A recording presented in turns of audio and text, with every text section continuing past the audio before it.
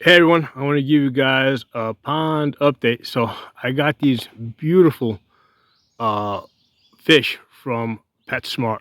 Okay, the ones that I've been looking for are the all white ones that you see there, just to kind of like mix up the variety in my pond. So I've been kind of going to PetSmart like every week or every 2 weeks, trying to get those all white goldfish. So I think I got like four of them, maybe five of them, and then I got a couple of the sarasas, which are the red and white ones. Um, so again, these all came out of the feeder tank. Okay, and then I got those beautiful gold ones that have like the black mohawk, and they got like what appears to be a mustache. So they got like the little mustaches. There's two of those. So the great thing about this is like I got these out of the feeder tanks. For the small ones were like 30 cents, and the big ones were 50 cents. So I got a total of 6 and 6, 6 large, 6 small, and so the whole thing cost me I think like $3.80, so less than $4. And normally like the red and white ones by themselves are like, if you find them in the Sarasas tank, which is where they normally belong, they'll be like almost like $6 each. So if you can find them in the feeder tank and get somebody to pick them out for you, this is a great bargain. So, but anyway, the ones I was really looking for was the all white ones. Those, especially when those get big, those look like amazing. Like they really stand out in the pond. You know, especially with the greenish water, those stand out really nice. So I'm gonna put them in here at the shallow end, so that the water temperature has a chance to acclimate. By the way, you see all that as soon as I got close, you see how the water started moving? That's the tadpoles. There's probably about 2,000 tadpoles in this pond, and probably around 400 or maybe 500 fish by now. Most of them are small, but there's a few like 8-inch ones in there. A few, you know, from like 3 years ago. There's a few 8-inch goldfish. So yeah, so this is the very shallow end over here. This is actually the overflow reservoir, because the pond really, I really intended it to stop like right about there, right? Because from there there's like an immediate drop off that goes down to like about 2.5 feet, like from right there. And then this area over here is basically just kind of funnels the water in, that comes down that hill, down that path over there. So the water comes down there and just kind of funnels in. So there's like the overflow area over here, which is really shallow. So the 10 feet here is like maybe 3 to 4 inches, but it warms up pretty good. And I noticed that, like, especially when it gets a little bit colder, a lot of the smaller fish like to go into this area. So yeah, I'll take you around the pond. I've done a number of videos on this. So this is a 5,000. When it's full like this, all the way out here, you know, it's about 5,500 gallons. And this area right here with the leaves, you see it, this is the overflow. So when it rains a lot, the water goes out that way, right? When it overflows. So the leaves over here act as a really great filter. Right, you see I put these leaves over here, because one of the things I noticed is like when it was raining a lot, I would see like some of the tadpoles would end up in this area over here. So ever since I put the leaves over here, I haven't seen any tadpoles come out. But yeah, let me take you guys around. So I've done a number of videos on this pond, which is like really interesting for me. This little project I started about 3 years ago. The water's been here for about 10 years, but only about 3 years ago, I basically like kind of finished it over here, where I created this path over here, pushed the water off to the side here, and created like this S pattern over here, which is good because I can walk alongside the whole pond and look at the fish.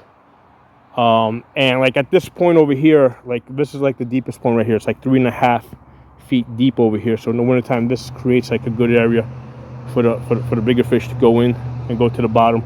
Well, because the bottom of the pond, like if you go down a foot, it never gets colder than like 38 degrees. So that's where the fish live through the winter.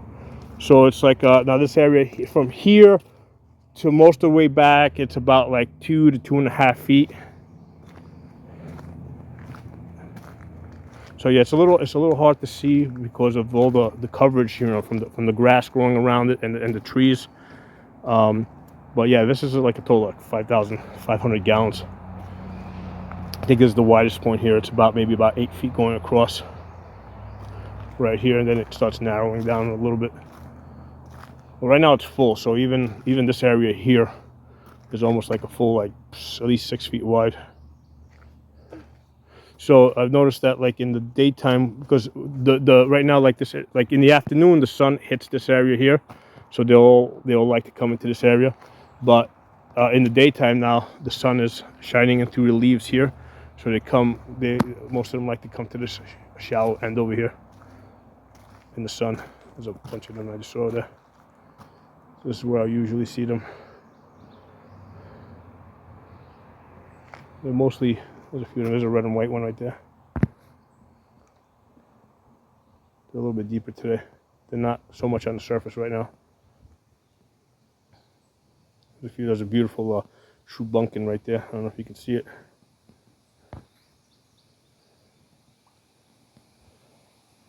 There's a nice, it looks like there's a 6-inch in there.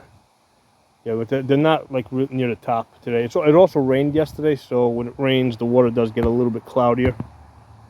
So this is the result of this tactical trench that I dug out. I actually dug this out about almost 12, 15 years ago.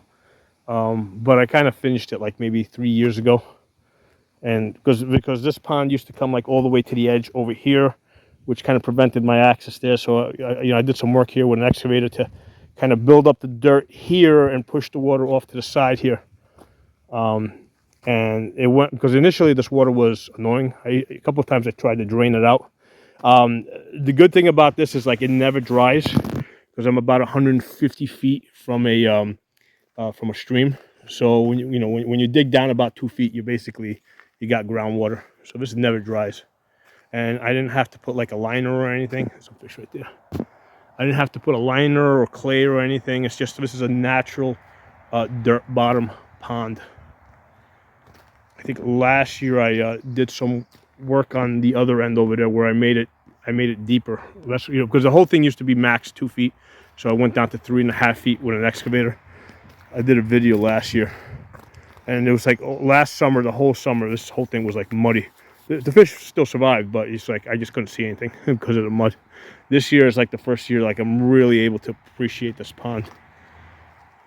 But yeah, so anyway, I just wanted to drop a word there with check out those feeder tanks, because you can find some really beautiful fish in there when you go to like PetSmart or even Petco. But I find them more at PetSmart, where you can get like really beautiful goldfish for like just a few, for like 20 cents, 30 cents, or 50 cents, depending on their size. So drop some comments. Talk to you all soon. Oh, by the way, as far as the green water that you see, that's basically, fish eat, that's algae. So that green stuff that's growing in there, a little bit of algae is good. And like I said, it tends to get even greener when it rains, and it rained yesterday, because that's plant. Algae is a plant. So it produces oxygen in the daytime for the fish, and then the fish also eat the algae. I mean, they eat, like, as far as goldfish, like 50% of their diet is basically plants. So they'll eat the algae. A lot of times I'll see them nibbling on the grass around the ends here. But I'll also throw them some fish food as well. I give them a mix of cat food, goldfish pellets, and goldfish flakes. Just to, because I'm trying to grow them fast, and I'm trying to grow them fast and big. So I'll give them like almost every other day.